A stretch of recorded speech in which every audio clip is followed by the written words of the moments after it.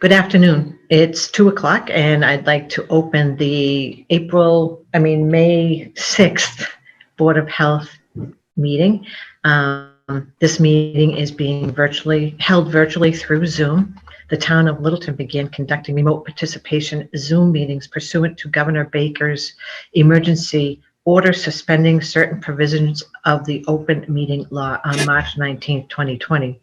Since that time, unanticipated legal concerns relating to the open meeting law have been brought to our attention by the town clerk. Those concerns were supported by the Attorney General's office and confirmed by town council. One concern is that the chat function allows a parallel text conversation to a board's public meeting. Chat is essentially running commentary that is occurring but is not moderated or followed by the chair. All participants and listeners may not be aware of comments being made because some meeting participants join by phone and do not see these conversations. Another concern is conversations between residents within the chat room, which are not incorporated into the public record. In response to these concerns, the town will implement the following changes, which in no way prohibit any member of the public from participating in discussion and sharing information during a public meeting, and will ensure that all listeners and participants have equal access to this meeting.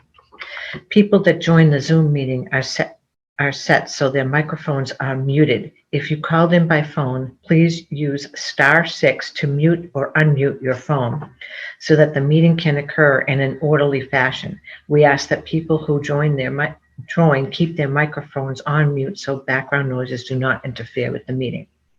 If you wish to participate in the meeting, please use the raise your hand function available on Zoom, or if you called in by phone, dial *9, which will activate the raise your hand function. The meeting host will notify the chairperson of the raised hands, and the chairperson will determine whether and when to allow public comment. When called upon, participants should unmute, then state their name and address. After speaking, we request this participant may turn their microphone back to mute. Okay, so I guess we should start with an update from Jim Gareffi.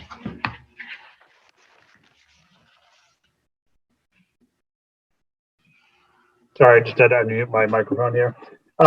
So I guess the big thing that's happened this week, at the end of last week, the governor's orders requiring masks or face coverings, I guess is probably the better way to say it, just so we don't encourage people to use N95s and surgicals. But face coverings, if they can't maintain that 6 foot of distance indoors and outdoors, and for various specific locations all the time. So I think I've sent the order around. It's pretty straightforward. There was information that came out about how we might enforce that. Not on my end. Okay. How we might enforce that. Again, if you look at the order says it's the Department of Public Health, the Board of Health, and authorized agents who do the enforcement of that order. Shortly thereafter, I received some information from the Mass Police Officers, Police Chiefs Association about collaborating with local boards of health and what steps might be taken to do that. Something came out from the AG's office today, again, through the Mass Police Officers Association, that kind of, I guess, gave a better description of how one might go about enforcing this mask order. Nice concrete steps to it. It's unfortunate that the Department of Public Health didn't do the same for health officers. So the way we're kind of looking at it, at least all of the health agents in our office, is that this is really, it's kind of, I would say, soft enforcement. It's more educational than enforcement. We're hoping that people are going to be reasonable. We're hoping that most people are wearing masks already. So our first goal would be to educate, working with the businesses, again, supermarkets, pharmacies, those kinds of locations. Everybody has to wear a mask anyway. So that should be fairly easy to kind of enforce through them. If the Board of Health is going to do any kind of ticketing or ordering, I think we need to talk to town council first to kind of get a sense of how that may work out. I know the building inspector has the ticketing capability. I've never done it as a Board of Health agent for any community, and I just would need to talk to Tom about how it may take shape if we had to do that here. Hopefully we don't, but that's something that I need to talk to town council about how it might happen. I guess part of the other issue, the other reason to kind of talk about it is maybe soft enforcement. There is exceptions, probably the biggest glaring one about if you can't wear one for a medical reason, you don't have to, and we can't really ask or demand proof of that. So that makes it a little bit more difficult to kind of enforce that order. And again, you're trying to be as reasonable and civil with these exchanges as you possibly can. So I don't know if anyone has any questions on that. Matt, maybe you can speak to what the chiefs are saying. And yeah, if you'd like me to, sure. You just pretty much hit the nail on the head on a lot of that issues there. I did already confer with town council in regards to this. I'm sure all of you probably saw my email to Louise in regards to becoming agents of the Board of Health in regards to citation purposes. So how does it work? Again, we're going to defer basically to an educational portion first. We're going to make sure that they know that they understand they're supposed to be wearing masks in public when they can't socially distant.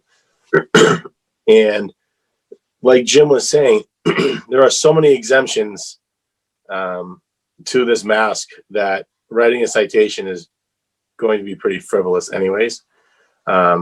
But however, I want to make sure that if we are going to write a citation, we have the teeth behind it and it's not just a paper tiger. Talking to town council, we basically, once we're agents of the Board of Health, we'd write it as simply as a leash law violation, similar to that we would any kind of town bylaw. We'd get our authority from Governor Baker's order, but also get our authorization from the Board of Health. That pretty much sums it up. I just want everybody on the VOH to understand that we are not the mask police. However, we've already fielded probably a half dozen calls today in regards to that, which again, we'll respond when it's appropriate for us to respond, and it'll take precedence, not over any other calls, let's put it that way. We'll do the best we can to respond to the calls that are there, and we'll defer and make sure the BOH is aware of any time we do any citations whatsoever. So Matt, the calls that you got today, were they just people calling in asking for more information, or were they calls that you went out because someone said, hey, there's someone without a mask down here? Yeah, there's someone without a mask down there. Really? Yeah, and one of the things that, we got a phone call, one of the detail officers who was working a detail outside with no mask on, and they were saying, why is the officer not wearing a mask? Well, he's 6 feet from anybody. He's outside. He doesn't need a mask. But again, I think if we can work together, Louise, and put a memo out that we can put on town's website. I already started working on it. I'm taking a lot of the wording from the Attorney General's note, along with the Mass Chiefs of Police advisory. And again, that advisory is basically to advise, calm the situation down, don't get overly aggressive, and move on from that point. If you have to cite, that is the last citation or last step we should do. How about any steps to keep your guys safe? Have you talked about that at all? I don't know how you could, I don't know. I've already implemented a policy with our officers. They've all had de-escalation in regards to any calls anyways. But we've implemented a policy that they'll be wearing their masks when they can't socially distance anyways. A lot of departments are going to any time outside the police station, they'll be wearing their masks. That's kind of foolish if they're driving around a patrol car by themselves to be wearing a mask. I didn't really mean safe with a mask on. I meant safe from people that were getting upset or getting unruly, or. That's for us to handle in regards to police wise. Okay. Like I said, we've had plenty of de-escalation classes, and more classes as of recent.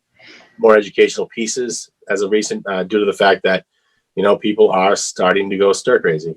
Yeah. And there is starting to be a little bit of a revolt against the Governor Baker's orders. And we saw at the State House the other day, there was hundreds of people gathered outside, you know, and it's, the longer it goes on, the worse it's going to get. But, you know, like Governor Baker said at noontime today, I don't know if anybody watched it, you know, the curve is flattened and we are doing everything we possibly could be doing to make sure that it stays flat and decreases. Okay, does anyone have a question for Matt? This is more a question of just that I noticed that on the Attorney General's advisory or suggestions on page 6 of that, I'm only referring to it because it was item number 4 that caught my eye. I mean, the burden that you're carrying is very, very large according to this this memo that was sent out.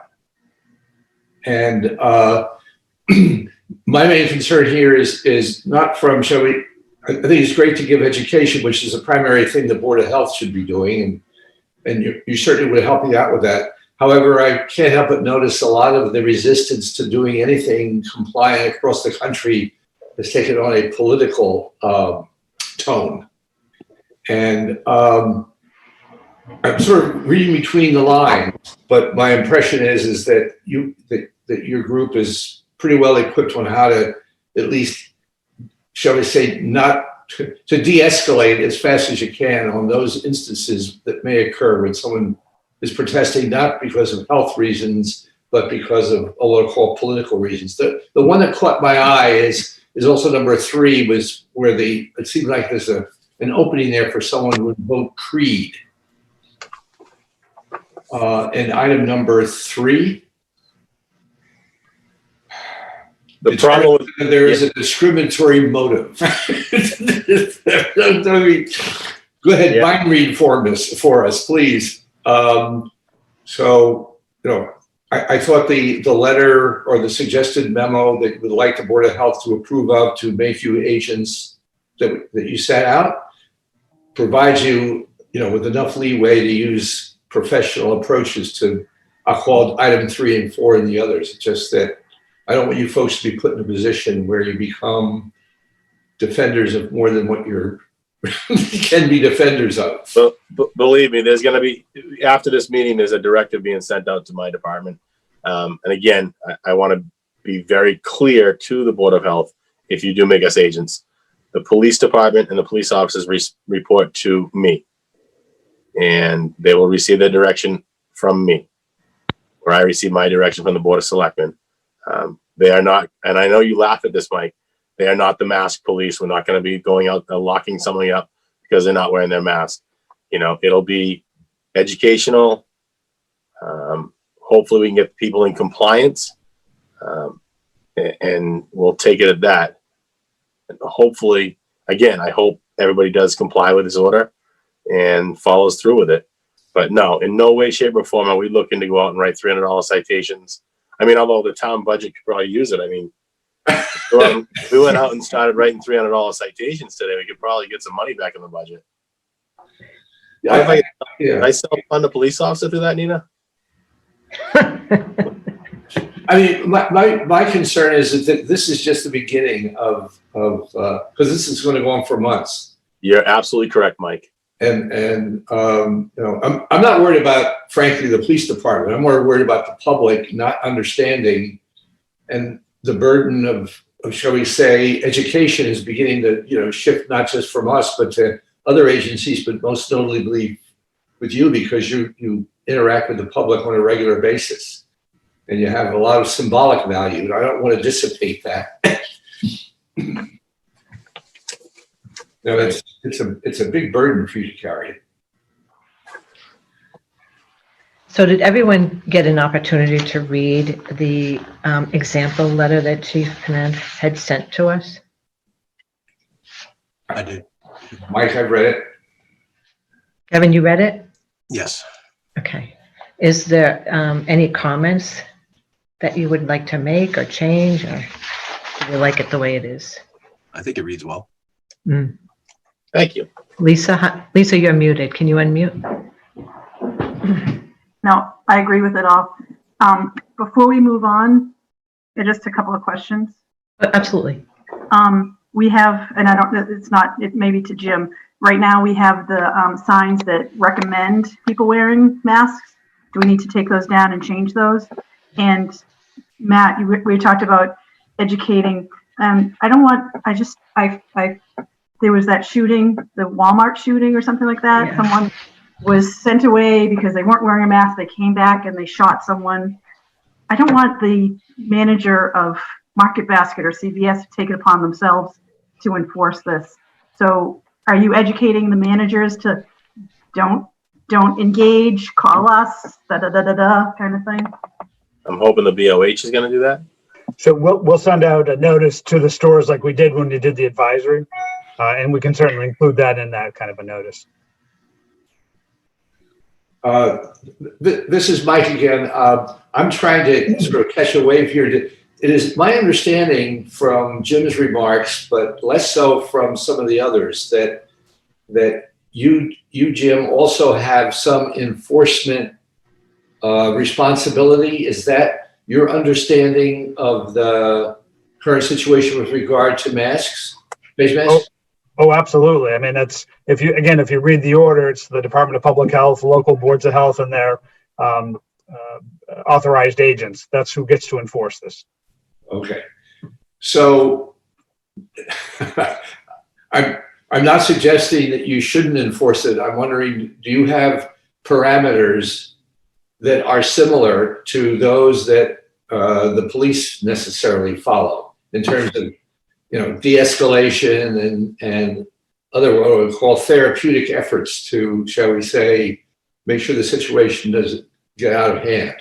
Well, just to be, in interest of full disclosure, I've never had a de-escalation class, but we always try to start with kind of explain why it's important and try to get buy-in first. That's why I was saying to you about this notion of soft enforcement and education as a way to try to get the point across and get people to do what they need to do.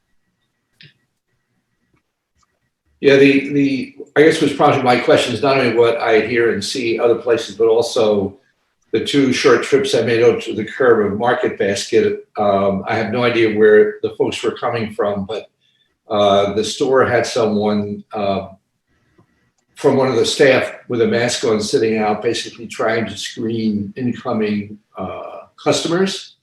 And more than a few young men became very difficult to deal with. It doesn't necessarily mean they call the police or call anyone. It's just that it really, to echo Lisa's concern, there's a lot of potential here for the 1 or 2 people who feel necessary to resist are going to basically make it very, very difficult to go forward with openings and relaxations and basically control the virus. So I hope you and the police force basically are put in a tough spot. And I want to make sure that you understand that we support your efforts. And if there's anything more we can do, including staying out of the way at the appropriate time, please let us know. Great. Jim, the other question that Lisa had was, are there going to be new signs that need to be put up? Are you going to send out signs? I think Bridget has sent some out, but if not, we'll make sure they get out to all the businesses with a note about, to Mike's concern about how you might go about that, that whole notion of de-escalation and education, and certainly not, confronting somebody to that extent. Again, part of what makes this difficult is the medical exemption component to it. I've got a call I have to take afterwards from a restaurant employee who says he's got asthma and he's got some other health issues, and what does he need to do about, he can't wear a mask. So again, you can't always tell from somebody just looking at them that they have an issue that would prevent them from wearing a mask. This is Mikey. I'm sorry to keep coming in, but unfortunately you landed on one of my soft spots. Jim, I'm not suggesting that we should start mass testing of everybody in Littleton and Acton and all the rest, but what's the existing connection for the, I'll call the general public and testing at the moment? I don't believe it's changed from the symptomatic. I mean, for some groups it has. I think for, they're going to nursing homes now, and part of the governor's monies that he had set up, they're testing everybody in the nursing homes, both staff and residents, symptomatic, asymptomatic. I think the same thing was true with grocery workers, as I understand it, and probably law enforcement and first responders. I think asymptomatic, symptomatic, but I think for the general public, you still need that medical provider order to get a test. Okay. Same problem. All right. Thank you. Yep. Matt, one more question. Are you going to hand out educational material when you talk to people? No, hopefully, Says right here. hopefully be able just to relay that information at this point. Okay. Keep our 6 feet distance. Would someone like to make a motion on the letter for appointing the police department as our, what do you call you? Masked Avengers? I'll make a motion to appoint the Littleton Police Department as agents of the Board of Health during the coronavirus pandemic. Is there a second? This is Mike. I'll second it. As long as we make a reference to the memo as written in the chief's email to you. The letter that's going to go out, is that what you mean, Mike? Yeah, because that's rather a complete statement of exactly. It's only during the pandemic. It's Yeah, absolutely. I mean, I want to make sure that they're covered. Yes. Okay, so let's do the roll call. I don't think Gino is on, correct? There's somebody on. He might be. I don't think that's his. 393206. I don't think that's his number. It's Diane Corey, our town clerk. Oh, okay. Lisa? Aye. Lisa Flanagan, aye. Kevin? Kevin Baker, yes. Mike? Michael Zeldin, yes. And Louise Nichols, yes. Great. Thanks a lot, Matt. Thanks, Matt. You're welcome. Any other questions before I get off and move on? Chief, I wouldn't hesitate writing those $300 tickets. I think that'll definitely send a message and make it clear that we're serious. I understand. That'll really go around town quick. Yeah. Everybody's going to find a mask real quick. That's what's going to happen. Nina, did you? Yeah, through you, Louise, I'd like to just mention to our chief that we're going to be discussing town meeting at some point and the subject of masks. So you may want to stay on, chief, if you have the time.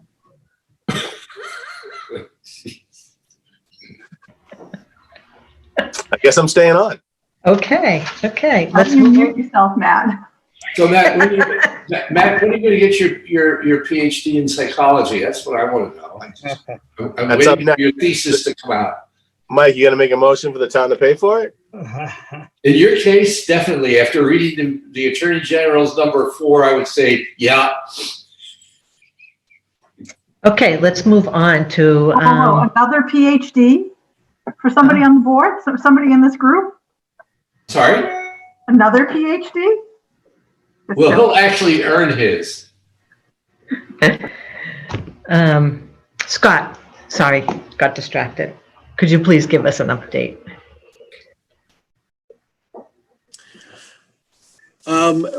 So with all of the mask things going on and, being implemented starting today, people are actually calling here and asking if we're going to be supplying masks. We are not. The only masks that we have are for the first responders. We have the ability to, if we can't get them through our suppliers, we will put in a request through MEMA for just, again, for the emergency responders. We will not be supplying the public with masks in any fashion. They, can go to CVS, hardware stores have them. They're in, multiple different, locations, stores online. Sometimes you may have to wait a few days to get them, but they are out there. So I just, really wanted to get that out there that, again, that we will not be supplying the public with face masks, face coverings. There are also, I know, like on Amazon, there are a lot of people making homemade masks out there, or face coverings. Those are another great resource. Going forward, we're still getting our updates from Jim on a daily basis. On the numbers going up and down, and again, people come off the list, new people go on the list. So we're holding, I think, pretty steady in that roughly 65 to 75 ballpark. So it's everyone I know in the departments for the first responders are staying healthy. We're all still, wearing our full PPE and doing our daily decon. So going forward with masks, we're going to hope that people actually use some common sense. I know that's a big ask, and a lot of people are quick to call on anybody that they see without a mask, and people aren't respecting social distancing. But they also have to realize that maybe they're not respecting social distancing because they're actually a family that are together somewhere, out in public, out on the town beach, or somewhere in town. But people need to try to realize that, and not overwhelm like the police department with frivolous calls, just to be the mask police. But other than that, I think we're all in pretty good shape. Okay, so you kind of had a little bit of a increase this week, but kind of normal, kind of the same. Yeah, as far as our response wise, we're at a pretty even plateau right now for the last few weeks. Nothing's been too crazy or out of the ordinary. Okay, does anybody have any questions for Scott?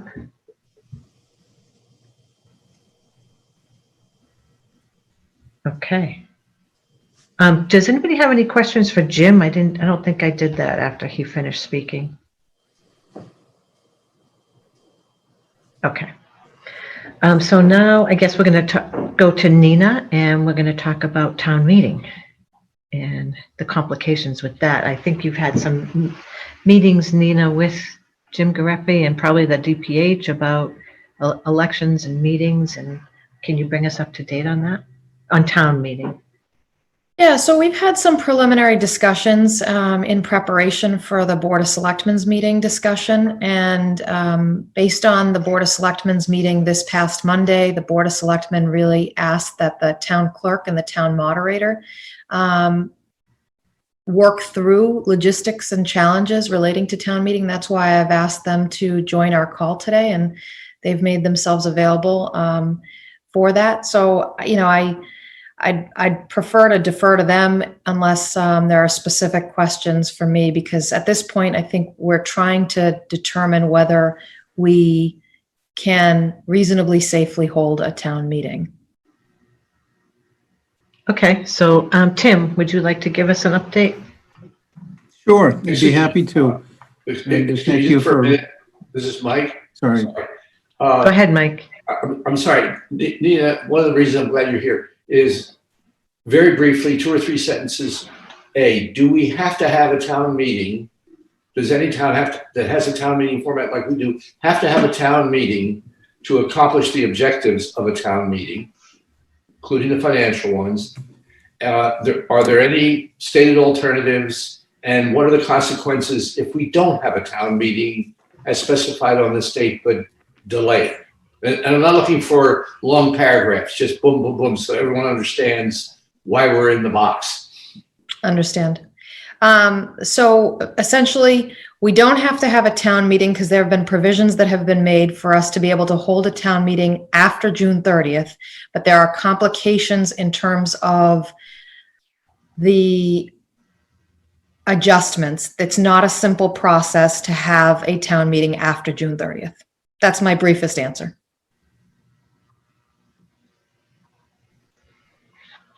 Okay. Is that a good answer, Mike? Are you satisfied with that? Well, it's not me. I just want to make sure everyone understands we have to have a town meeting. Okay, Tim, I think we're ready for you now. Okay, thank you. I did attend the selectmen's meeting Monday where this was discussed, and the board did defer to both the town clerk and myself to plan the logistics of the town meeting, which is scheduled for, I've got a town meeting I'm planning in Carlisle. I can't remember the date we picked in Littleton. The 15th? The 15th of June. So the considerations are, if we stay indoors in the gym at the middle school, that theoretically there's a capacity issue there if we observe social distancing and we create that 6-foot radius, if you will, around every attendee, every voter, that the capacity of the gym is no longer 900 persons, it's something much less than that. And I believe that the clerk and the fire chief are taking steps to calculate that capacity. I expressed a preference to have the meeting indoors, and I think the clerk did as well. The alternative is to have an outdoor meeting using the football field or alumni field, which is a different proposition certainly for the LCTV and well, really everyone, the clerk, the police, fire. I mean, it's a different event altogether to have it outdoors. I think my sense of things is that we're not expecting a record-breaking crowd at this event. I think, and I also don't think it's going to be a very long meeting. I think that people want to do their civic duty, but they don't want to spend all night doing it. It'll be a nice way to get out and see some folks, but I don't think we're going to have a very long town meeting. I know that the board is looking at kind of skinnying down the warrant so that only essential or mostly essential financial articles and other articles go forward, and defer some less time sensitive issues to a future town meeting, whether it's in the fall or some other time. So I think we're really kind of at that stage in the planning. I know the town clerk is on the call as well. She probably has some information she can add to that, but that's where we're at this point. I guess we presume that by June 15th, we're still going to be wearing face coverings in public, and that's a complication, but that's not a deal breaker. We can certainly still have a meeting, with that limitation, but. Through you, Madam Chair, if the town clerk has anything to add to that. Yep. Diane, would you like to update us also, please?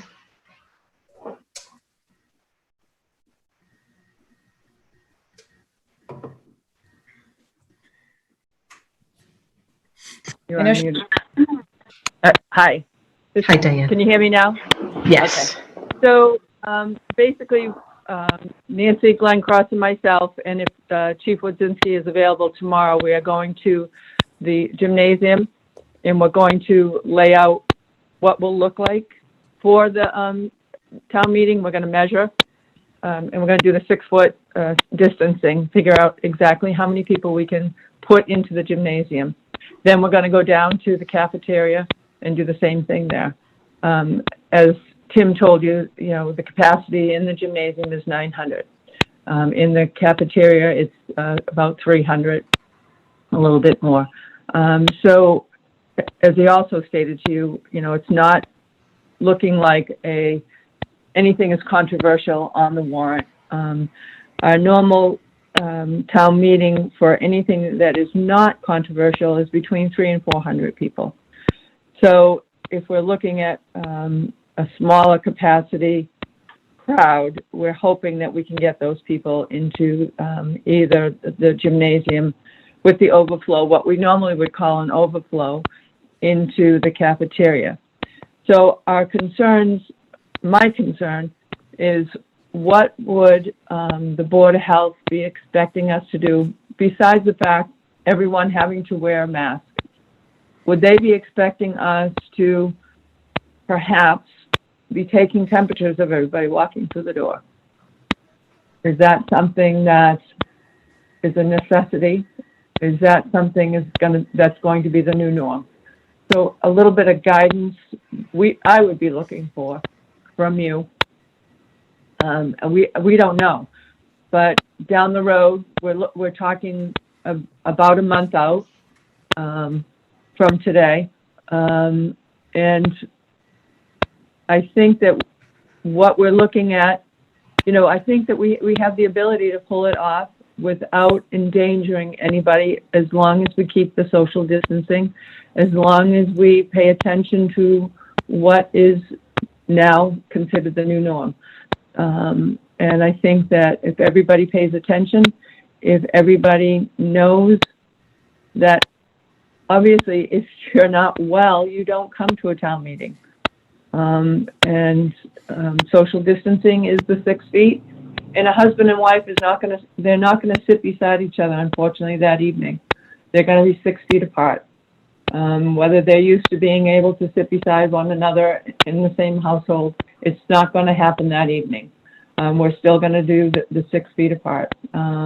Because once you start moving a chair beside your husband or your wife, then somebody else is gonna say, well, they're in my household as well. We can't have that happening. And so as long as people know, and they know now, and they're prepared for that, they'll be able to understand that. And so when they show up that night, they'll be knowing that they're going to be 6 feet apart regardless. So I think educating people now, going into that evening, will be okay. Let's talk about taking temperatures. Does everybody think that's a good idea? I do. What does Jim say?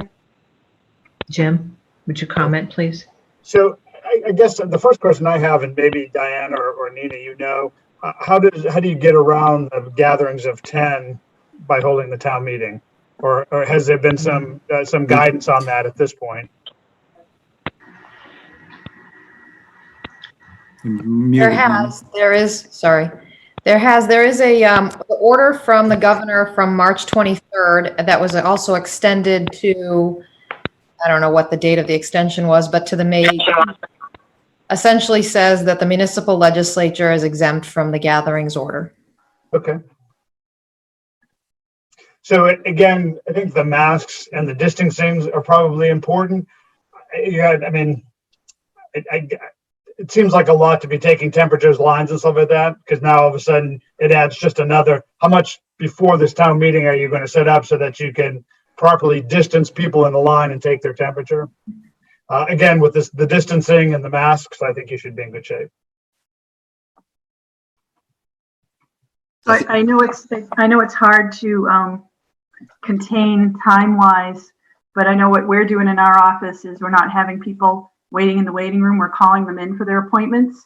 So if we can keep on a schedule, I know that's hard with questions and things like that, or just tell people to come for their particular item that they're interested in.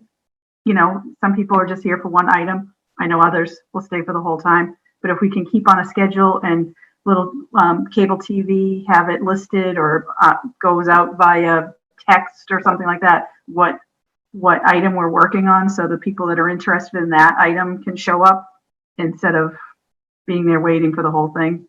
You know what I mean? That would take a lot. It would be a lot to do. People might do that on their own, actually. In this case, during the COVID virus, they might only want to be out for what they're interested in. Problem is you got to get a quorum, right? No, No? Okay. there's no quorum requirement. Okay. This is Mike to the chair. This is sort of a question for everyone who's had experience with this. The question I have is the the danger of the gym and the cafeteria is actually the room itself. And I was just wondering, even though you can't control the weather, and I believe the place is not air conditioning, what has been the experience in the past if you allow, shall we say, the windows and the doors is to be open as much as possible? The data I've seen, although it's mixed, indicates that I guess I'm very impressed by the infectivity of this virus. That it doesn't take too many of them, and for those who are asymptomatic, it can be very innocent for them. And for those who don't have the virus, especially who allegedly don't have the virus, especially the senior citizen, I would almost advise people who are 55 or older not even to show up, which is a terrible thing to say, because I know a lot of folks that age and up are interested. So my basic question is, Jim or anyone there, what's your view currently about providing as much air circulation in the two proposed rooms as possible as part of the idea to suppress, shall we say, long-lived particles from, shall we say, settling in? I happen to have less faith in some of the masks on a long-term basis. Maybe there's some others here, having seen the virus in action. So I guess my thought is moving the air is not such a bad thing unless it's all moving towards you from the entire group. I know things like laminar flow, having it all go down to the floor or something like that is effective. I think in surgery rooms and stuff like that. So, fresh air is not a bad thing. I'm not sure it's going to help you a whole lot in the gym.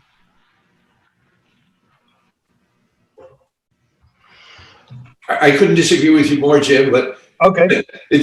It's more specific to the room. It's more specific to that room than the gym. I mean, it's just, I'm not sure how you would do it in the gym. I'm just asking the question. I'm not promoting anything here. As far as that space, and depending on the weather, we've had the meetings there before, and it does get rather warm. You could put the fans in there to either blow some air in or out. Either way, you're going to have airflow, hopefully going one way or the other, just to try to control temperature of it. But, as long as that social distancing is taking place, that's the best you can do for that space. Do you think it would be inappropriate to advise or remind the senior set about that they may want to give second thoughts to attending it all, given the fact that they're the most vulnerable? That would make sense. You can advise anyone. It's a difficult situation. So can you just advise, well, now it's mandatory, but face coverings, limited attendance, and, because we're practicing practicing social distancing, just tell people that there's a limit to how many people that we can have. So if you want to be there, first one in line gets to come in, first come, first serve. And we also have to have the distancing should be set up outside as well. I take it that that Tim and Diane are thinking about that as well, right? Kevin, did you have a comment, Kevin? Yeah, I think it's extremely irresponsible to hold any sort of gathering inside a building at this point. And Mike, to your comment, I think that it's not just about the 55 and older. I have a good friend in town here. She's 36 in great health, and she's presuming, her doctor said, presume you have COVID. She's been sick for 2 weeks, and he said it's probably going to be another 7 to 10 days of self-isolation. It's not just an old person's problem. It's everybody. And I think we need to figure out what to do with the town meeting. If we have to have one, it's got to be outside or electronically like this video call. I think it's absolutely nuts to try and get people together, even if it's 2 months from now, 1 month from now. It's crazy. It's gonna make Scott's world a nightmare, and it's just irresponsible to do it. This is Mike again. Kevin, I guess my education comes from the data mainly in Sweden, which is very interesting, which they discouraged. Actually, my understanding from my colleagues there, they did more than discourage. I think it was Sweden. They basically made it clear that the senior set, I guess the age starts a little bit above 55 or 60. What they didn't do, that worked very effectively. What they didn't do, however, is keep the youngers. They put in very few restrictions for people younger than that. The main reason I was pointing to the seniors is that the mortality or morbidity rate among seniors is just significantly higher. Your friend probably, if she's healthy, has a better than, shall we say, a 60 to 80% chance of recovery, and whatever else nonsense she has to put up with afterwards. And, you know, I hope her family's safe. However, someone, and I'll personalize it, someone my age, with or without any underlying conditions, you know, it's basically the kill zone. That's what we call it, the kill zone. So it's not just getting ill, it's just basically it's your chances of dying from it if you're older just simply way, way up. Mhm. Just look at the numbers Right. out there. Underlying condition just adds on to it. Mhm. So I don't think it's insane to want to have a town meeting. I just think that we're trying to go through all the things with the cooperation of all the expertise we have here and elsewhere to pull it off without hurting anybody or reducing the risk of it. Because every time you go to the grocery store or go anywhere else, that is a risk. Yeah, I mean, just for your information, you know, she'd been taking quarantine incredibly seriously. She'd only gone out once in almost 2 weeks prior to feeling sick. She wore masks, she kept social distancing, and with all that, she's still really sick. And I feel like it doesn't make sense for us to take any risk. If I could add to that, Go ahead. Madam Chair, Go ahead. I just wanted to say that we do have to have a town meeting. We don't have to have it on June 15th. A number of communities are planning on town meetings later in the year and adopting what's called a 1/12 budget, a month-to-month budget to run their town government until such time as an operating budget can be voted by the town meeting. Nina can tell you there are complications with that approach, but we don't have to have the meeting on June 15th. A video call is not an option for an open town meeting, which is what we have. For a representative town meeting, which is, they have in larger communities, video calls are, a Zoom kind of virtual town meeting is allowed, but currently an open town meeting can't be conducted in that fashion. But as I said, town meeting is the form of government, but it doesn't have to happen during the month of June. And in fact, many communities are planning that, that it won't happen in June, and they're adopting sort of plan B as far as that goes. I know the town administrator can talk about the complications that ensue once you go down that road, but it's a possibility. This is Mike again, and I'm not trying to get us canceled, the town meeting canceled.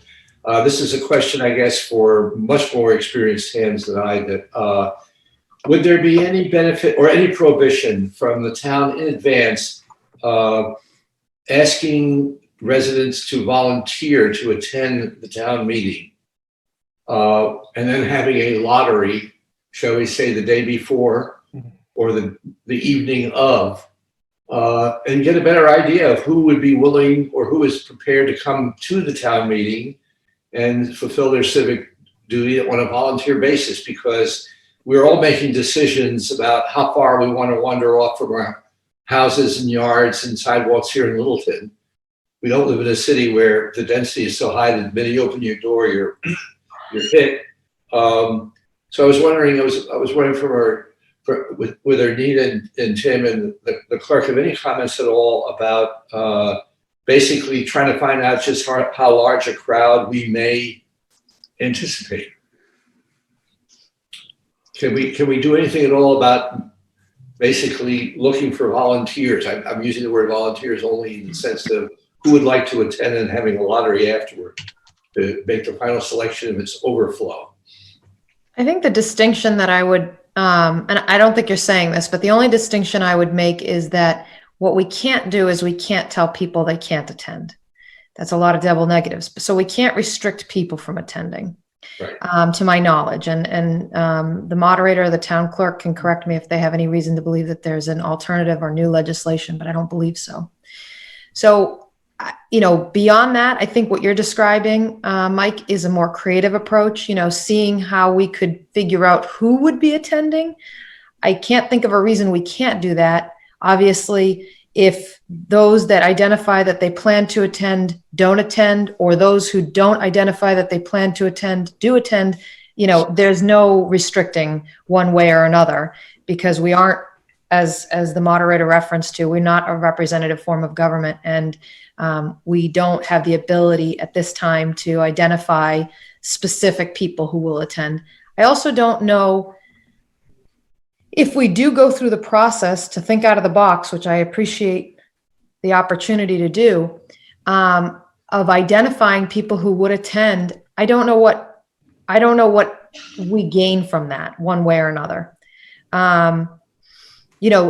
Potentially putting out advisories to say, you don't have, I'm even a little hesitant to put out advisories that say, you don't have to attend, because I don't want the impression to be that we're looking to somehow get articles passed because others aren't attending. And I think there's the humanitarian aspect that we're trying to accomplish, and then there's the perception aspect that could slam up against the humanitarian goals. So those are my comments, and I don't know if the moderator or the town clerk has any additional. I have a question. Was there any talk about having the meeting outside under tents? Yes, there was. It wasn't at length or significant, but it was essentially, and can I just pause and ask that the town clerk be unmuted? It wasn't at length, because the Board of Selectmen did ask the town moderator and the town clerk if they had a direction or a preference in which they wished to go. And, I defer to the moderator and the town clerk, but they both felt that the indoor solution was the best scenario. So, but I think there are ways in which we can do it outdoors. I think that there are costs that would come into play, but I think that, and it would be more planning requirements, but I definitely think it's possible. Quick question. Kevin? Would it be possible for, the Board of Health to somehow put an order out there that the town would be able to have a virtual town meeting and temporarily change the organizational structure so that it would be approved? No, unfortunately, the town, whether it's the Board of Health, the Board of Selectmen, or otherwise, doesn't have the flexibility or the authority to make town meeting remote. Where does it say that? Well, there's probably a number of statutes that I would have to defer to legal counsel on, but I can tell you the reference that the moderator made earlier was one that relates to legislation that's currently pending relative to only representative town meetings being able to virtually participate in town meeting. I have no doubt in my mind that we don't have that authority. Is there a graduation going to happen this year? Do we know? And could we use the site of graduation for town meeting, like the same time? Keep it all set up. It's my understanding that the graduation is not occurring this year. Or if it is going to occur, it may be done at a later time. I don't want to speak to that as definitive, but I know that it's not being held on its previously scheduled date. Okay. Judy, do you have information for that? I was going to say Mark Corey's been in contact with the principal. I believe Mark's on here as a panelist and could speak to graduation. Hello. I believe it's July 18th is what they're planning right now for graduation. So how are they planning on social distancing? And is that something that we can do town meeting similar to? They're in the very early stages of discussing all that. Okay. But the hope was to have it on Alumni Field, July 18th.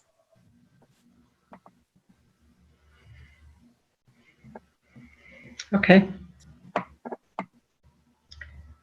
So I'm not sure where we stand right now. This might, I'd like to come back to the Nina remark. Do you think it'd be worthwhile, and along with Tim and Diane, do you think it'd be worthwhile at least to get an idea of, do a survey, however, it might be at best a rough estimate of the number of folks that one might expect to see at an upcoming town meeting? Do you think that would be worthwhile of energy and resources, however limited, to find out? In view of the health issue, which to me is paramount, without stopping the, what we'll call the political process. Is your, Mike, I'm trying to understand what your goal would be to be able to answer your question. Is your goal to understand whether there's an intention to have a large turnout, and that you would suggest might be, I'm inferring that you might think that that would be a higher risk than if there was intended to be a low turnout? I'm trying to figure out what the, No, it has to do with, you get, if the survey is statistically good, you get a profile of a couple of things. First of all, not just the number of people who would show up, but also the age grouping, the demographics of it. It's best an estimate as who and what are you likely to see. It's basically planning an event. In view of the health. That's discriminatory, Mike. How is it? No, all we're doing is asking, do you plan to show up? Okay, period. And it doesn't obligate you to show up. It doesn't discourage you from showing up. We just like to know how big a crowd are we planning for, and what is their composition? Because if it turns out that you have a lot of seat, I don't know, and you don't know, if you have 3 or 4 seniors sitting in there, you're looking at someone who's carrying anywhere between 10 to 20 times the morbidity rate of everyone else around them. I don't think it's serious. I think the health issue is far greater than you might realize. I believe I understand your intent, but I'm not comfortable answering the question, because I think it would be town council who should answer that question if it's something that the Board of Health was looking to really understand. I think that there could be unintended assumptions or consequences to putting out a survey like that asks for people's demographics and their reason for attending, and there could be not their reason, just the age. I would, whatever the case may be, I would not be able to say whether that would be a beneficial resource, an avenue to put our resources into without town council's advice. And I don't know if the moderator, who's also a town administrator in another community, has another perspective or position on that. Jim, with all the respect all the respect. Mike, can you let Diane talk, please, Mike? Well, I'm interested in Jim's comment, because we are talking about public health. Which let's hear from Diane, please. Go ahead, Diane. So, through you, Louise. So, in trying to do that, Mike, you really are looking for a couple of things. And I understand what you're trying to say, that you're looking to see who's going to show up. And you really cannot be asking somebody their intentions, because in doing so, you are looking to basically say, okay, what kind of a vote are we going to have that evening? We have X number of questions on the warrant, and we are looking to, we as a town are looking to figure out what kind of a vote are we going to have that evening. And you can't do that, Mike. You can't be asking people who are going to show up to vote. We as a town cannot do that for a lot of reasons, because if we do that and then all of a sudden we decide to take a certain question off the warrant, people are going to say, do you know why they took that question off the warrant? Because they didn't have the vote. And we are going to be in a lot of problems. So we can't, for a lot of reasons, not just for that reason, but just the whole logistics of the whole thing. And I understand that you're just trying to get a feel for the seniors that are possibly going to go or not going to go. And I know that you're not doing it for a bad reason. You're doing it for a good reason. But the other side of it is you really can't be, for me as the town clerk, to be looking out to the people and saying, well, are you going to show up? Are you going to show up? Are you going to show up? It really, we as a town can't do that. It's just, there's the whole kind of legal reasons that we can't do that. We can't be surveying the town to find out who's going to show up. There's just, we just can't do it. And I know your intentions are good. We just can't do that. So, I mean, let me, this is a test. Go ahead. Let's just suppose, and I'm not suggesting you should do this because of the complications, but suppose we started saying, okay, in order to enter the room, you're going to have your head temperature checked with one of the infrared thermometers, okay? And someone walks in and they're running a temperature of 99.9 or 100 for whatever reason. And Yep. Are we going to turn that person away from the room? I mean, I think that, yes, so. we would have to, because they are basically putting the other persons at risk. And I think that if we put out as much information as possible, here is the risk factors of you showing up to a town meeting due to the pandemic. Here's everything that you need to understand, that if you show up and we are taking temperatures and your temperature is X, you will not be able to attend due to the pandemic.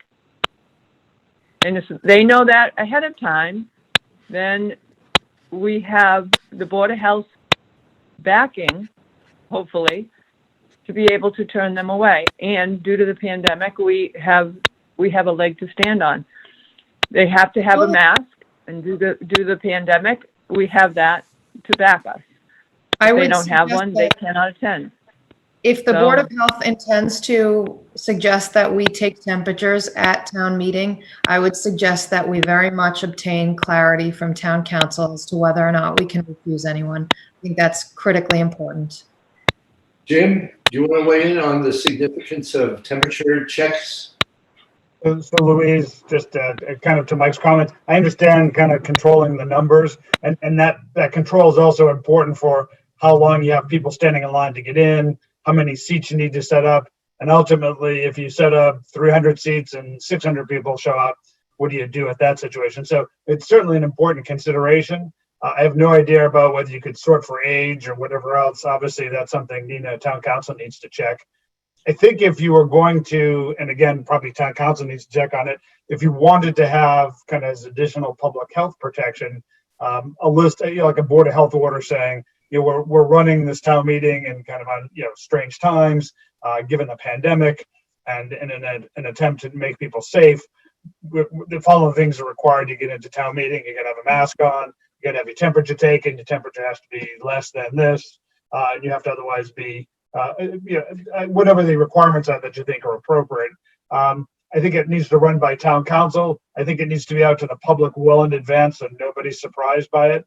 And you probably have to have that kind of stuff posted at the door of the town meeting. So again, anyone who missed it otherwise has that information, at the door so that you don't run into problems. But again, whether you can restrict on town meeting or not, that's something, whether a public health order kind of sets aside a person's ability to exercise their right in town meeting. Definitely a Tom question. You might even have to, if you're requiring people to wear masks at town meeting, you might even to provide them too. That's just one other thing to think about. Or have them available anyway. Mm-hmm. I mean, maybe if, the whole situation, people might not be able to wear a mask, we have a no mask section where they all sit together, sit separated, or I don't know. Sure. Yep. I think it makes the most sense to just have it at alumni if we have to have it, and tape out on the field 6-foot boxes and make it idiot proof. I mean, there's a PA there. Hopefully it's a sunny day.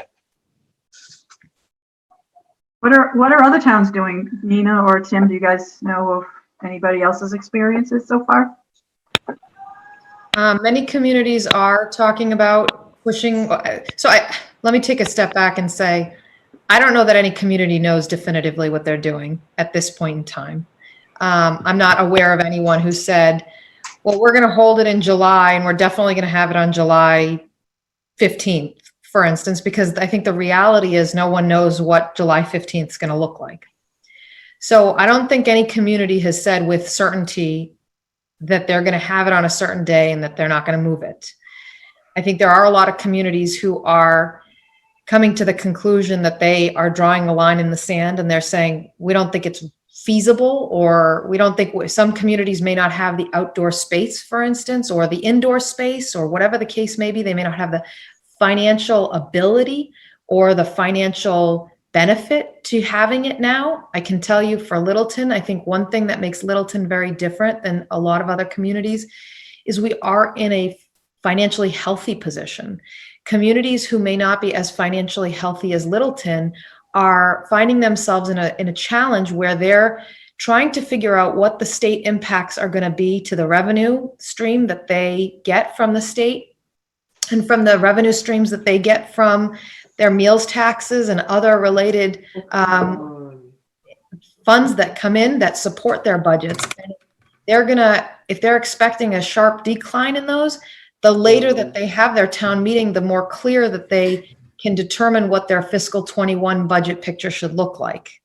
So because of the fact that Littleton is not in that position, we are very financially healthy. I mean, we could always use more money, don't get me wrong, but we have a lot of reserve. We have a lot of, we've done a lot of conservative budgeting over the years, which predates myself and a number of other of our new teammates, but we are very much following in line with the healthy policies that have been put into place by the Board of Selectmen and the Finance Committee to establish the positive financial health we have. We've significantly modified our previous FY21 proposal, which we believe to be even more conservative than the information we're seeing. So we're basically ready to vote it. It's a matter of, the balance between that and the health and safety of residents. And so I will say that there are some communities who are very different than Littleton, who may find it's better balance for them to do it after June 30th. But there is also, by the way, a Excel spreadsheet that's in like Google Docs or something to that effect that's available on the Mass Municipal Association's website that states the dates of every town's anticipated town meeting date. And most of them fall into June at this point, but I haven't checked in a week or so. Perhaps some are starting to fall in July and August. I'm not sure. Nina, is there a second date, a plan B, in case we do have another spike before that? And that's a difficult thing to ask, to answer rather. I can tell you that if we did talk about an outdoor town meeting, then I think we should definitely have a rain date type of concept, or two perhaps. But, to your point, Madam Chair, I don't know if in the fall we have a spike where we would have normally had our fall town meeting. It's hard for me, especially as an individual who's not a health professional, not an epidemiologist, to be able to predict those things in one way or another. Okay. This is Mike. I mean, this is not a prediction, but we are seeing in different places in the world, including the United States, so-called spikes. I don't know if I call them spikes, but just simply the rolling wave nature of this epidemic for the United States, at least. And one of the things about Littleton is that we've gone through what the rest of the state has experienced, especially the high density cities. We've gone through, quote, on a relative scale, you believe it or not, unscathed.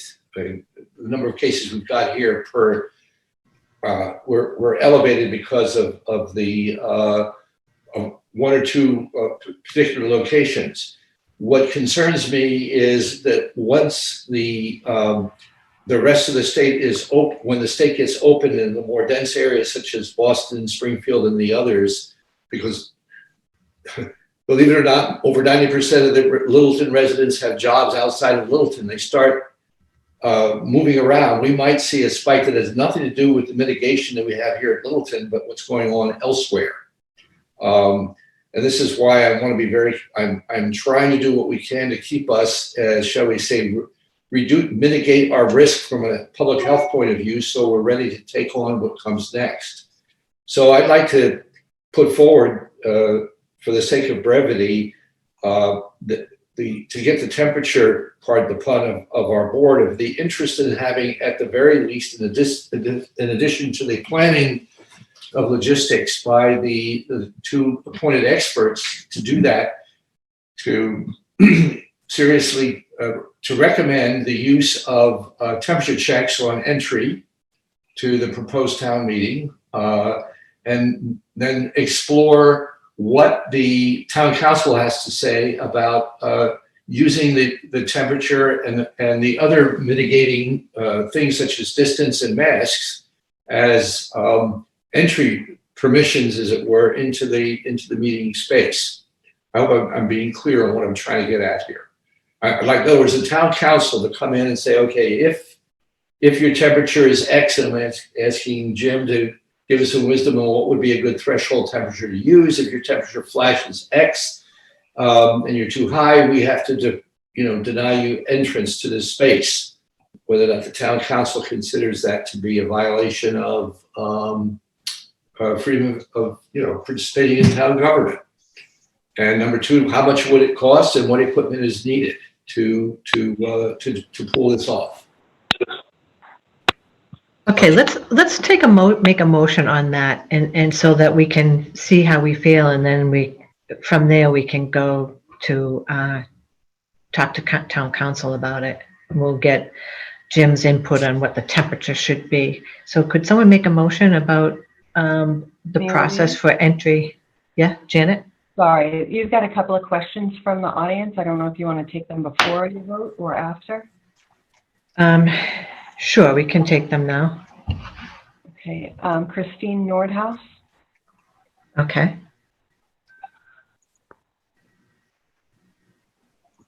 Hi, Christine Nordhaus, Star Hill. My family always attends town meeting from beginning to end. And open town meeting must be accessible to all Littleton voters. And by holding it indoors, you're restricting access to town meeting, first by advising people not to come, and holding it in a place that can't accommodate people. My question would be, what happens if you can hold 200 people and 204 people show up? Restricting access to those 4 people should not be allowed. I'm pretty sure it isn't. And you're also restricting access, holding it indoors, to people who, like me, who feel that it's incredibly irresponsible and unsafe to hold a meeting indoors in a month. It's just irresponsible, and it is restricting access to the process to Littleton voters. Thank you.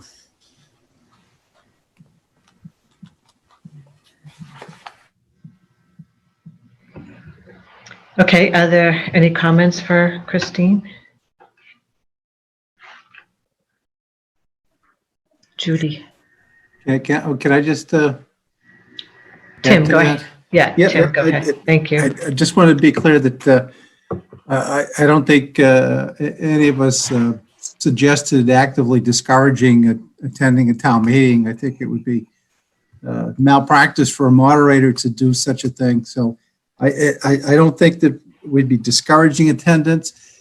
The issue with if you had a certain capacity and you were beyond that capacity, the moderator has it within his authority to adjourn the town meeting to a few, basically you can postpone the session to another date, time, place, if you feel that, 200, 204, maybe, that's a little tight. If it was clearly, an overflow situation and you couldn't accommodate people, you can and you do adjourn to a future date. So nobody is disenfranchised in that way. That's all I wanted to say. Thank you, Tim. And I think also we have Diane, who has been, with the town for so long, that she has valuable information on how many people typically show up for a town meeting, whether there's a popular item on to be discussed or not. And so I think she has a good number in her head of what to expect.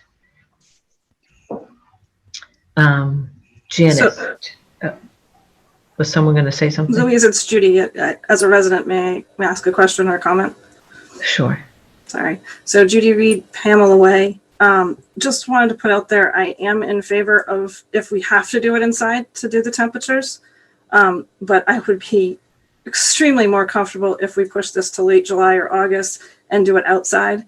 And the only reason why I've heard of not doing it outside was because of rain or mosquitoes. But if we are doing it on a tent, under a tent on the field, that would be same type of thing as for rain. And if we're already opening the doors from the gym and the cafeteria to let the air flow through, then we're already letting the mosquitoes in as well. So I'd rather be outside. As a private resident, I would rather be outside. And thank you for your time. Thank you, Judy. Okay, I think there's one more question. Marianne Greenier? Yes, thank you. I just want to say here to Christine and Judy and Kevin. I feel very strongly that I'm one of the people who goes to town meeting from start to finish. And I feel really strongly right now that the fact that as a municipal, because we've been told that for municipal meetings, the 10 people rule doesn't apply. That's carrying comfort to me. That doesn't mean a thing to me, except that we can be putting ourselves in extreme danger because there's so much we don't know about this virus, and to err on the side of caution, I think, is where we need to go. So I understand all of the financial, or I hear all of the financial reasons to not put it off, but financial reasons are not enough for me. I really believe that it's going to mean that some people are going to not come to the meeting because they're so fearful. That's a form of de facto disenfranchisement. And I think right now we would do better to postpone our meeting until we have more information, or until we realize that we have to make more drastic changes. Thank you. Thank you, Marianne. Does anyone want to comment to Judy or Marianne's outdoor meeting suggestion? I would actually like to see it pushed out as long as possible with the possibility for an outdoor venue. I think the logistics of having it inside, temperature checking and turning people away and overflow, and I think it's just going to be probably a nightmare. And like Tim said, changing it, if it goes to overflow and changing it to another night, it's just going to, create a whole other group of hundreds of people showing up on another night too. So that's my opinion. And who knows if Alumni Field's even big enough, if the, if we box out 6 feet around everyone, it might not even be big enough. Yeah, and then the people that don't have masks can just stand outside the fence. Right? I'm sorry, Madam Chairman, this is Mike. May I just make a comment? I think the notion that we're going to be free enough of the virus without a vaccine or a series of silver bullets that actually cure the disease is not on the horizon in the next 6 months. there's actually no sign of that whatsoever. Not even sure the first vaccine, if it ever pops up this calendar year, will be of general use. So I think we're going to have to live with the fact that the virus is going to be around and threatening for quite a while. And I think that the measures that are suggested here collectively and individually to try to mitigate, reduce the level of risk. That's all we can really do at the moment, because there's no guarantee for maybe the next 2 or 3 years that we're going to be basically, shall we say, don't have to worry about this. The only agent that can do that is a widely spread use of a vaccine. Otherwise, it's all, just depend on getting, COVID-19 year after year after year after year until that happens. So I think we have to face the reality that we have to have a town meeting. The sooner we do it, the better. It's not an extensive list. I think the focus of our board immediately should be on reducing the risk as much as possible and leaving the wisdom of the citizens, the knowledge of what we're trying to do, to make their own decisions about what they want to show up. And I do sympathize with everyone who's on here suggesting that we somehow switch the time and somehow things can be better. I don't know what better is by definition when the risk is 30 or 20 to 30% greater of unleashing of having the virus still present, still doing its job, in July, August, December, whatever.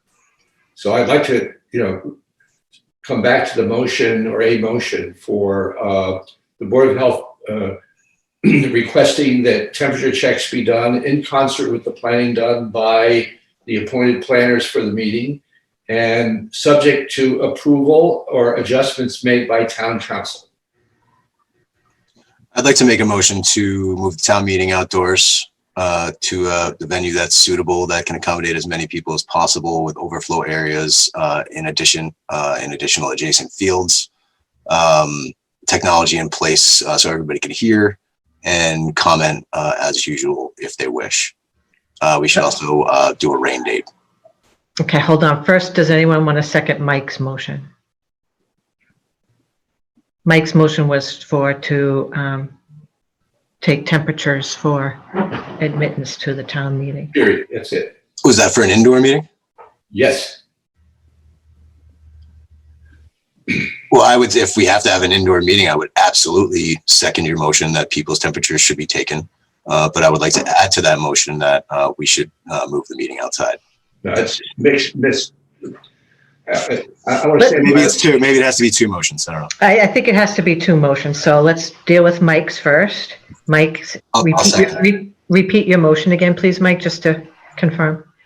That the Board of Health requests the use of temperature checks for the meeting indoors, for the town meeting indoors, subject to approval and adjustment by the town council and the planners of the meeting. I'll second that. Okay, so let's take a roll call vote. Kevin? Kevin's frozen. Kevin's frozen. Okay, Mike, we'll come back to Kevin. Mike? Sure. Mike Zeldin, yay. Lisa? Lisa Flanagan, yes. Kevin? Unmute, Kevin. All right. Kevin Baker, yes. And Louise Nichols, yes. Okay, now, Kevin, do you want to make your motion? Can I ask a question first? Sure, Lisa. Diane, is that even a possibility of having an outdoor meeting at some point? So, through you to the previous speaker. So, the Board of Selectmen are virtually the final decision makers as to where it's being held. And personally, as the town clerk, I would prefer to keep it in the gymnasium and the cafeteria. We've talked about having it outdoors. Logistically, I think I understand what you're saying, Kevin, about having it outdoors, that you think that it is, and I've listened to the people that have called in as well, and I understand what you're trying to say, that you think that it's better to have it outside. But there are a lot of factors outside. Number one, we're talking about the weather. Number two, we're talking about mosquitoes. Number three, I'm not sure we're going to be able to get any more people outside than we are going to be able to have inside. In the fact that how we set up, I just don't know how we're going to be able to set up. Are we going to be able to put the people in the bleachers? The bleachers aren't going to be able to hold any more people than we're able to hold between the cafeteria and the gym. Oh, my thought was look it at the- folding chairs on the field. Yep. You're talking, but now we got to have the screens. We've got to have, so I just don't know. I mean, there's a lot of planning that would have to go into having it outside, but you also have to have, 2 other rain dates because we don't know what the weather's going to be like. So if you have tents, how do we have the screens set up? So we have screens set up. How do you see through tents? We have screens set up. So there's a lot of things that are going to have to go into setting up outside. So logistically, it just really isn't the best setup for a town meeting. And that's why in the discussion on Monday night, the Board of Selectmen basically, said to Tim and I to come back on the 18th with what our decision, what we felt was the best decision for them and with the numbers that we felt that we could have for a town meeting as far as what we could fit into the cafeteria and the gymnasium. Now, they may decide when we come back with the numbers that they don't agree with having the town meeting in the gymnasium and the cafeteria, and that will be their decision. So, that's entirely up to them. But I don't know. I just don't think people should choose illness. Kevin, let her finish talking, please. Hold on. So the other thing is, when you're talking about if we open up the doors, the other thing we're talking about is putting screens on all the doors so that the mosquitoes can't get into the gym and into the cafeteria. So we're already looking into covering those up so that nothing can get into the gym and into the cafeteria. So, we are not going to jeopardize the lives of any resident to come to our town meeting. That's not our intention. I would not do that. Okay. That's all I have to say. Thank you, Diane. So it sounds like since it's the Board of Selectmen that decide whether it's inside or outside, we need to revise your motion, Mike and Kevin, to be just for temperature taking before going into the meeting. This is Mike again. My motion for temperature check should be implemented regardless of independent venue. The only thing I'm trying to deal here with is in the realm of public health, not in the realm of, the shall we say, the legislative issue, which to me is secondary. Okay, thank you, Mike. Jim Gareffi, could you suggest an appropriate temperature that should be the point where we say, no, you can't enter? Again, I would stick with CDC guidelines. I think it's around 100 at this point, but we can check and see if they've changed it right up to the point of the meeting or whenever you put a notice out. So again, to me, it's best to stick with the accepted standard. I think too, if we decide to do it outside, Diane, it would have to be probably during the day on a weekend, right? It wouldn't start at 7 o'clock if it was outside. There'd be light and issues of lights and the mosquitoes at dark and stuff like that too. Okay. Mike. So through you. Wait a second, Diane, you're unmuted. Sorry about that. That's okay. Through you to the previous speaker. So it would still be 7 o'clock meeting, and it would still be, based June 15th would be the town meeting. It would just be a matter of being on the 15th. If there's rain dates, it would be depending, they'll probably go base 48 hours later, and then perhaps another 48 hours later if we base our rain dates. It just, or it could go. Tim has a town meeting the following Monday in Carlisle, so we can't go the following Monday. So, and we have elections on the Saturday. So, you know, we've got those restrictions. So. Right, and just to clarify the point that the town clerk just made, the current date and time is set for June 15th at 7 p.m. That could change.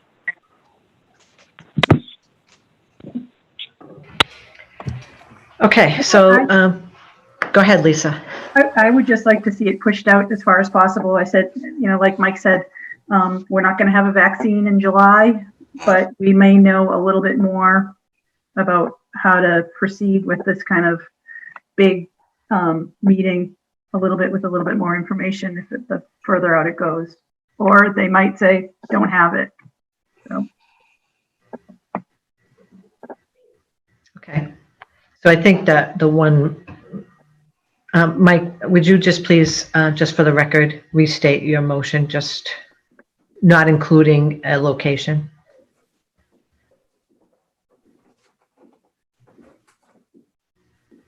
You're muted. Mike, thank you. Mike, you're muted. Sorry, I'm back again. Okay, this is Mike. The motion is the Board of Health requests the use of temperature checks upon entry to the site selected for the town meeting, subject to review by town council and acceptance by the planners of the town meeting as well as the Board of Selectmen. Is there a second? I'll second it. Okay, so Lisa. Lisa Flanagan, yes. Mike. Mike Zeldin, yes. Kevin. Kevin Baker, yes. And Louise Nichols, yes. I don't know if we need to get Matt back in here. It's the issue for masks at town meeting. I assume we would have a couple of officers there too. What do you think, Matt? Yeah, we always have officers there anyways at the town meeting. So again, it'll probably have to be more officers than what we normally have, but we'll be stationed outside and we'll take all the precautions we have to ourselves and make sure that people are educated on the way in. Hopefully by then it'll be more automatic. Yeah, we would hope. Okay, is there any other comments for town meeting? Okay. Actually, Louise, may I make a motion to have the Board of Health recommend to the Board of Selectmen that the meeting be held outside? Anyone want to second that?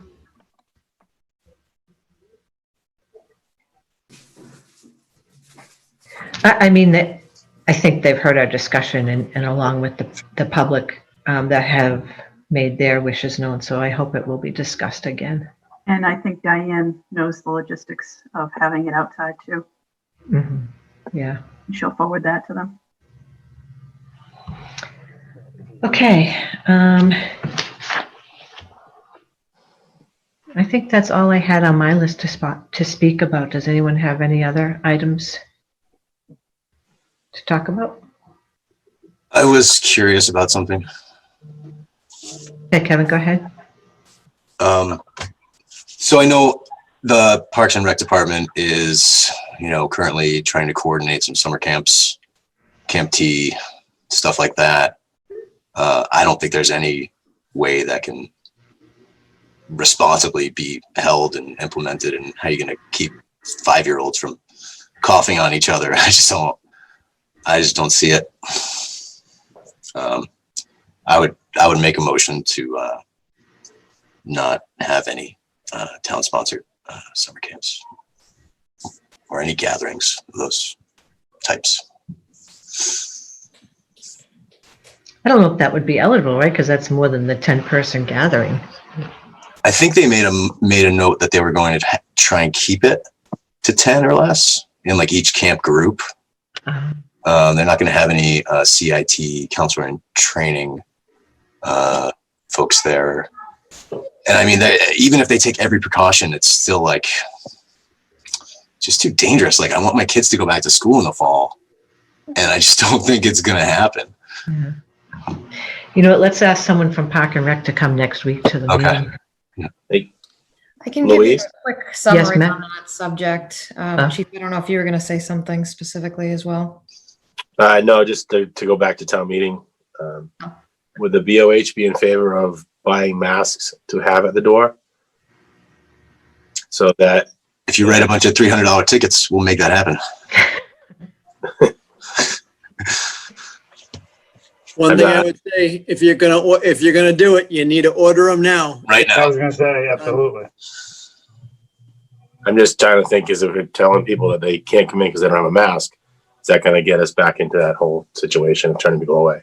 Well, Chief, But- I guess the question I have at this point is considering the governor's order, and I don't know, I'm not sure of the answer on this myself. Considering the governor's order that you must wear a mask if you can't socially distance, I would think that people would have to come with masks. But if we're going to keep them 6 feet away, they're going to socially distance, correct? So in a perfect world, everyone would socially distance the entire time, but I don't know about you. I've been in certain stores where social distancing is, people don't know what 6 feet is. So people should be wearing masks, I would think, but I And guess. it's also a gathering of over 10. Right. It's an interesting point, Chief, because if everyone is supposed to be socially distancing, if we're going to build a system by which they can socially distance, do they need masks?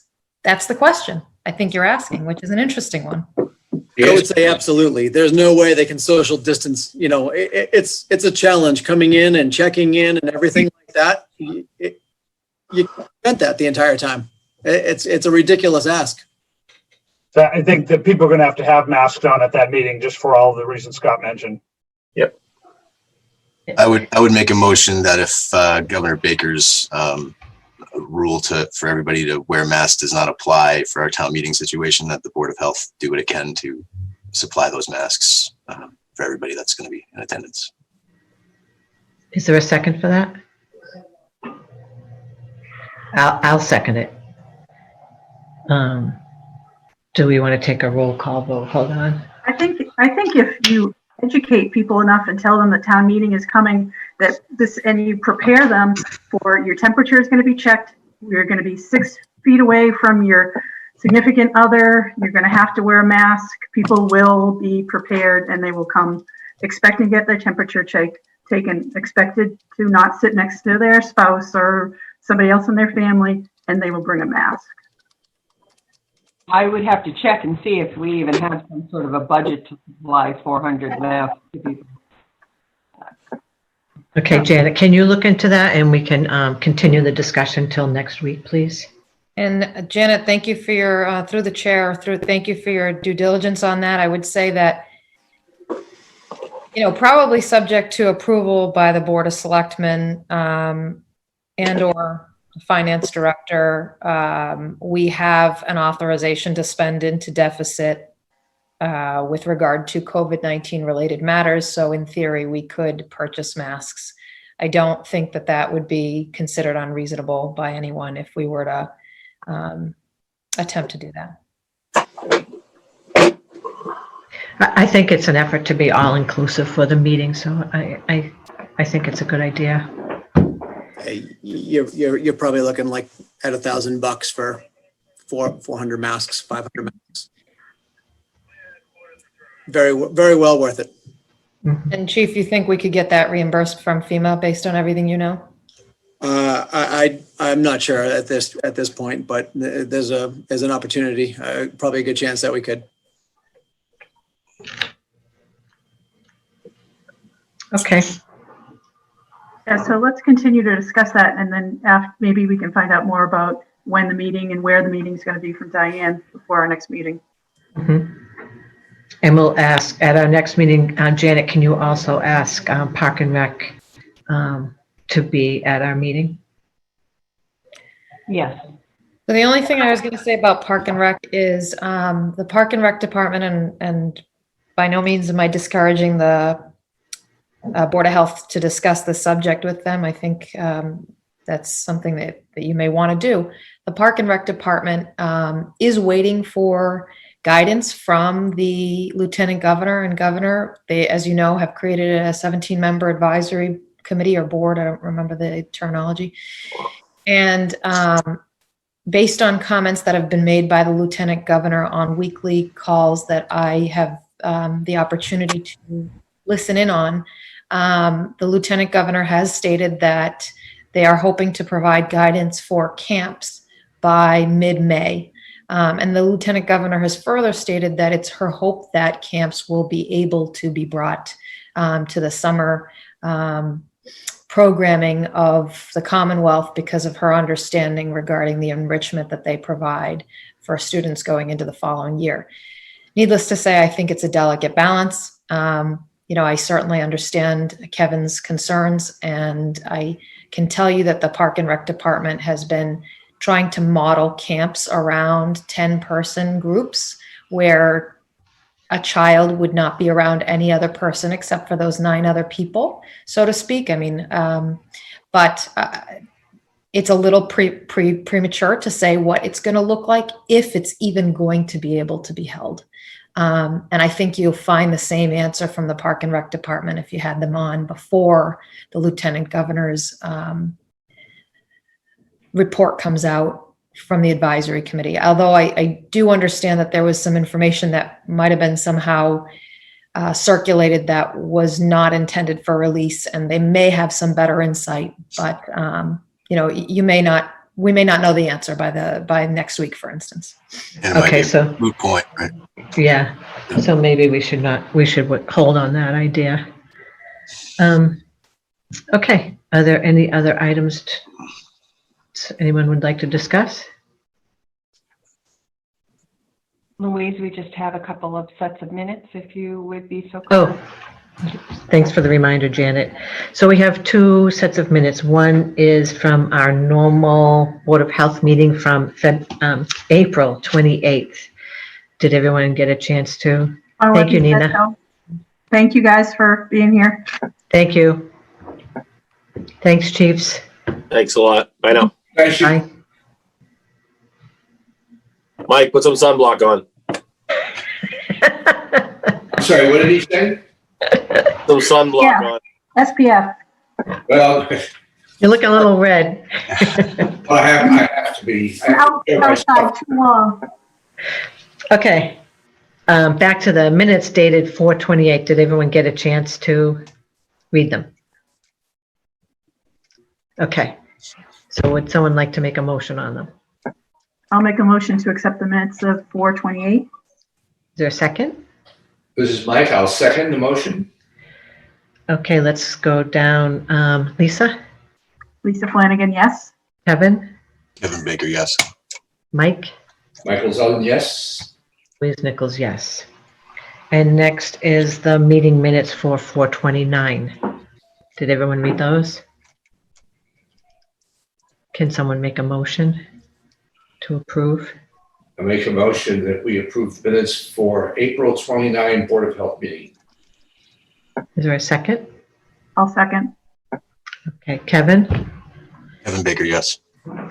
Lisa, Lisa Flanagan, yes. Mike, Michael Zeldin, yes. and Louise Nichols, yes. Okay, is there someone that wants to make a motion to adjourn, or is there any other thing?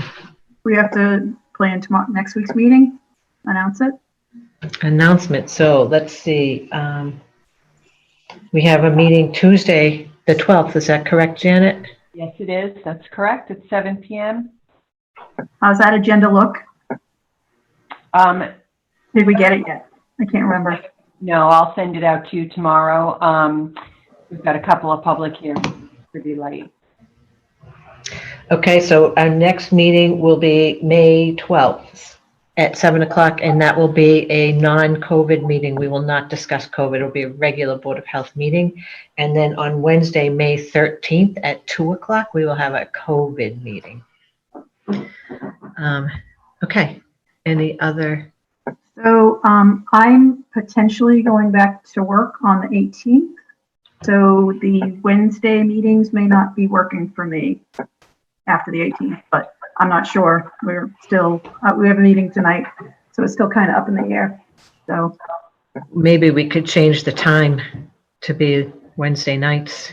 I don't know what my schedule is going to be like, so I will let you guys know as soon as I know. Okay, thank you, appreciate it. It's good news for you. I was going to say, that's good news. Yeah. I'm enjoying my furlough. Okay, does someone want to make a motion to adjourn? I'll make a motion to adjourn. Second, Okay, so Kevin. Kevin Baker, yes. Lisa, Lisa Flanagan, yes. Mike, Mike Sullivan, yes. and Louise Nichols, yes. Thanks, everybody, for coming. Thanks, Jim. Thanks, Jim. Thanks, Jim. Janet. Good to see you guys. Talk to you later. Bye.